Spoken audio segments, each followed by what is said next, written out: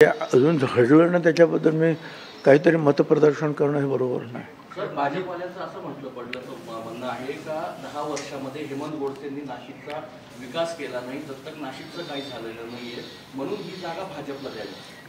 ठीक आहे, आता भाजपचे कार्यकर्ते प्रमुख कार्यकर्ते असं म्हणत असतील, तुम्ही जे म्हणता त्याप्रमाणे की 10 वर्षामध्ये हेमंत गोडसेंनी काही केलं नाही म्हणून जागा त्यांना द्यावी, तर ते तपास होईलच ना त्याचा. खरोखरच लोकांमध्ये लोकमत काय आहे. आजकाल या अनेक गोष्टी ज्या तुम्हाला कल्पना नाही, हे सर्वे घेतले जातात वेगवेगळे, 1 2 3 4 4 दिवसालाच वेगवेगळे सर्वे येत असतात आणि मग त्याच्या सगळ्यांचा गोषवारा घेऊन कार्यकर्त्यांबरोबर चर्चा करून परत तर जे आहे SIT डिपार्टमेंट वगैरे जे असते, इंटेलिजन्स असतो त्यांचा, परत भाजपसारख्या जे आहेत त्यांच्याबरोबर इतरसुद्धा अनेक संस्था आहेत की त्या तळागाळामध्ये अतिशय शांतपणे काम करत असतात. त्या सगळ्यांकडून ज्या ह्या सगळ्या गोष्टीचा गोषवारा घेऊन नंतर ते ठरवतील ना.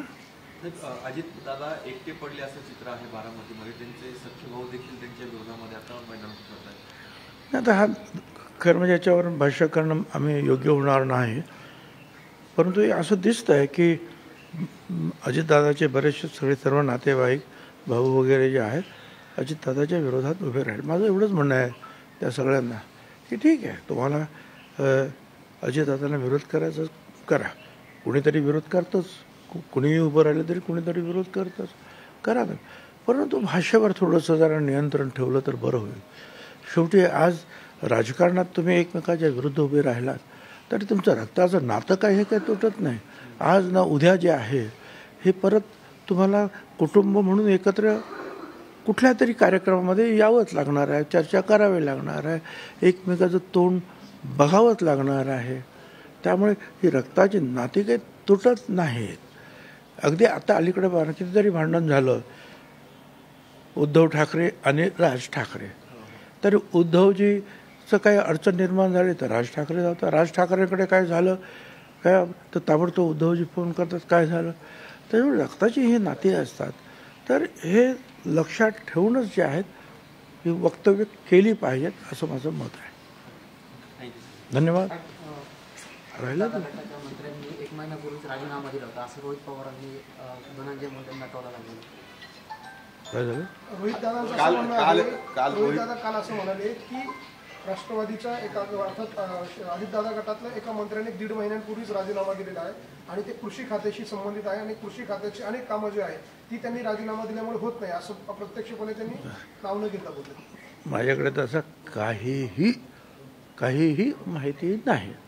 अजितदादाच्या एकाच मंत्र्याने राजीनामा दिलेला होता, 16 नोव्हेंबरला दिला होता, तो छगन भुजबळांनी दिला होता. कारण मी त्या अंबडच्या OBCच्या रॅलीला मला जायचं होतं, त्याच्यानंतर रॅली घ्यायची होती. त्याच्यामुळे असं नको की बा सरकारच्या विरुद्ध मी काहीतरी बोलतो आहे, म्हणून मी माझा कॉन्शियस क्लिअर करण्यासाठी ज्यावेळेला कुणीही राजीनामा मागितलेला नव्हता त्यावेळेला मी अगोदर राजीनामा दिला आणि नंतर गेलो.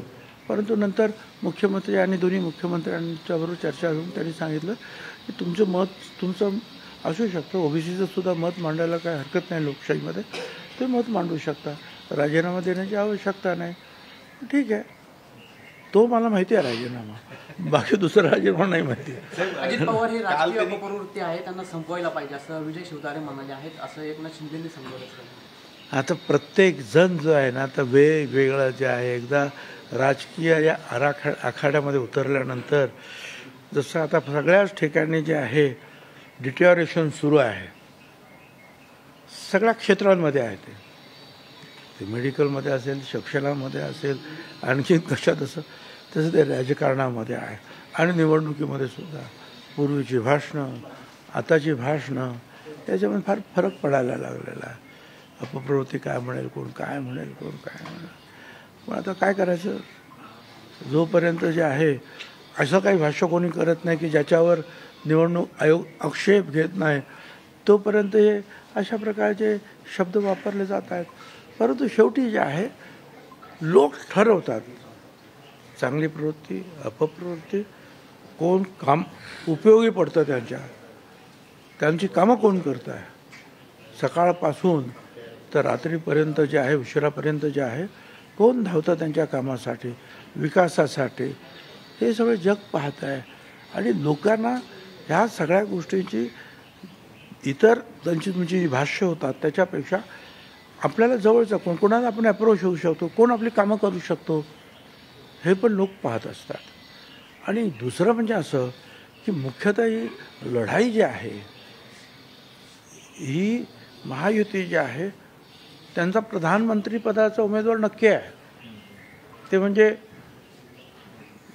नरेंद्र मोदी साहेब. त्यामुळे मोदी साहेबांसाठी काम करण्यासाठी महायुतीमध्ये जे जे लोक आहेत त्यांना काम करावंच लागेल. आणि त्यामुळं त्याने जे आपल्या भाषेवर थोडंसं नाराजगी व्यक्त करणं एवढं ठीक आहे, पण भाषेवर थोडंसं मला असं वाटतं की कंट्रोल आपण केला पाहिजे. पक्षफुटीची भीती वाटते या सगळ्या पक्षांना, जे उमेदवार जाहीर करत नाही किंवा भाजपनं 20 जागा जाहीर केल्या, मग त्यांचेच मित्र पक्ष. हे बघा, पक्ष वगैरे काही फुटत नाही. एखादा मनुष्य इकडून जातो, तो तिकडे तिकीट घेतो, तिकडचा सुद्धा येतो, तो इकडे तिकीट घेतो.